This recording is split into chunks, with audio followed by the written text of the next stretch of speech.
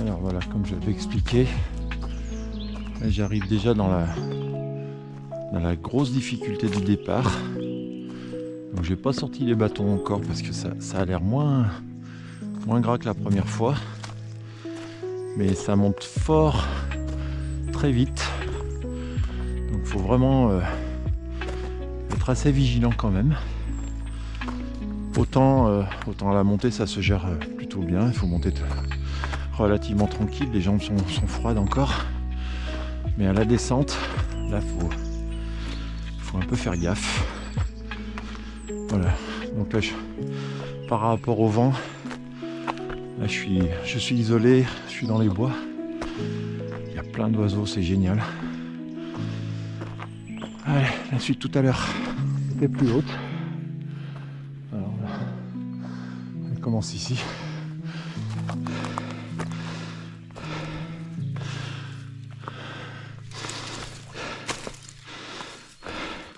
Je l'avais beaucoup utilisé à la montée la première fois parce que c'était vraiment, comme je le disais, vraiment très gras. Mais là ça va.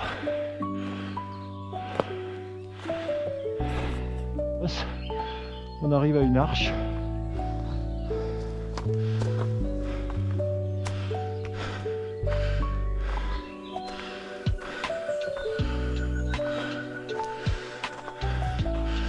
Grosse et magnifique arche.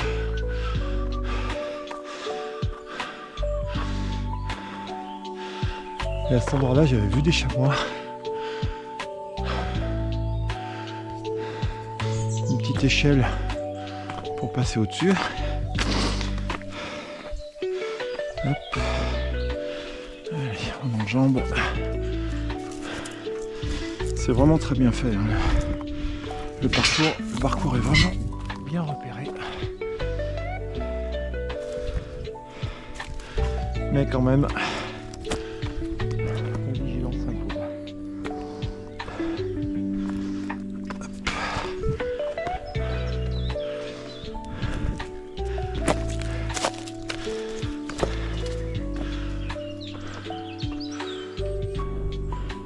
Toujours en pleine montée.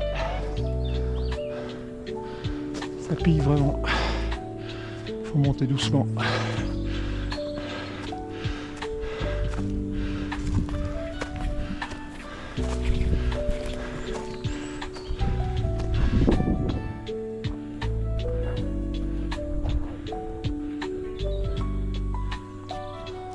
Alors j'ai sorti le bâton parce que là je suis dans la belle forêt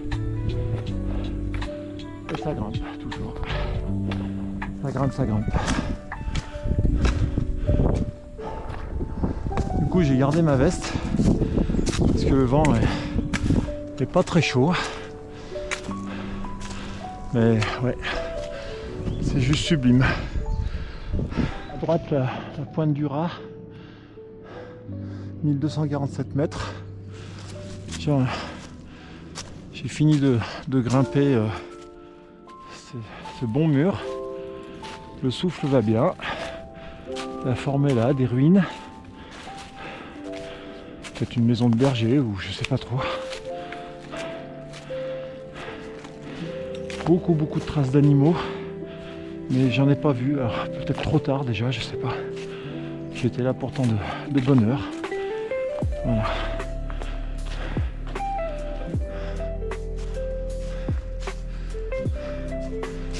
Allez, on continue.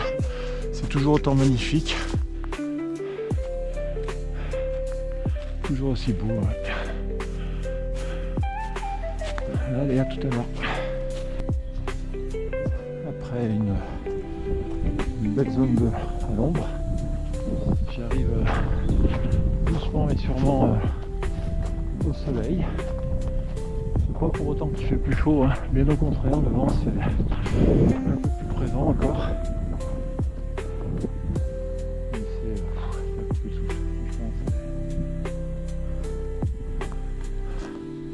franchement. J'avais aimé cette balade, c'est vrai elle pique les cuisses au départ. C'est vrai, hein, ça monte fort tout de suite.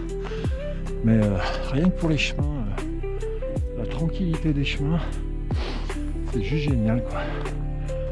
Là, je pense qu'il y a des pâturages sur ma droite là. Des panneaux d'indication. Qu'est-ce qu'ils nous disent? Alors, Grand Colombier, 1h40. Bon, bah on est pas mal. Il est... je sais pas trop quelle heure il est. 9h. On est bien, plein à pause. Voilà. Eh ben ma foi. Allez, on continue.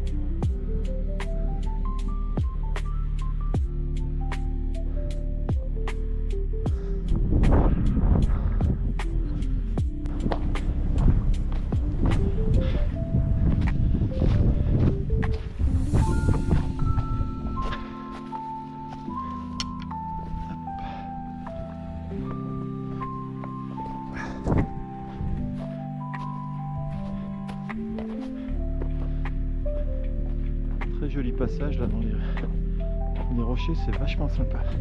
Bon, la pierre par contre est assez patinée, il faut faire un peu gaffe parce que ça a tendance à pas mal glisser.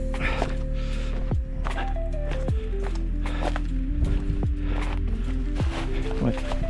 Même les feuilles qui sont sèches, faut faire attention. Donc je vais reprendre les bâtons pour m'accompagner.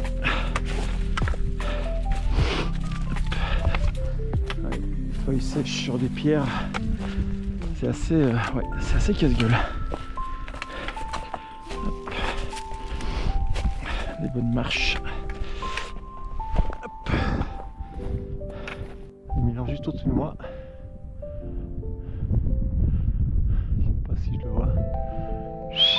Oh, un Milan royal. Excellent.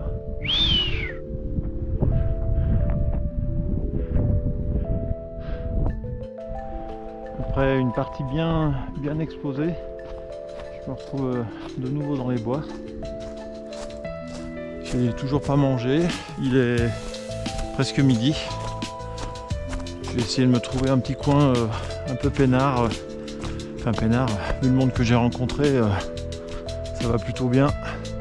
Petit passage là de virage de la Frappe. Donc moi je descends, voilà. Beaucoup de dalles. Donc oui, comme je disais, je vais essayer de me trouver un petit coin pour manger. Très honnêtement, la forme ça va super. Je bois bien. Je sais pas, j'ai même pas eu besoin de grignoter ou quoi que ce soit. Mais en revanche, je bois vraiment régulièrement. Donc voilà. C'est vraiment... Je suis encore à quelques kilomètres de l'arrivée, 3 ou 4 je crois. Mais voilà, je fais quand même une petite vidéo parce que c'est quand même... c'est quand même juste génial. Là, ça sent vraiment le printemps. Hein. Beaucoup de petits oiseaux.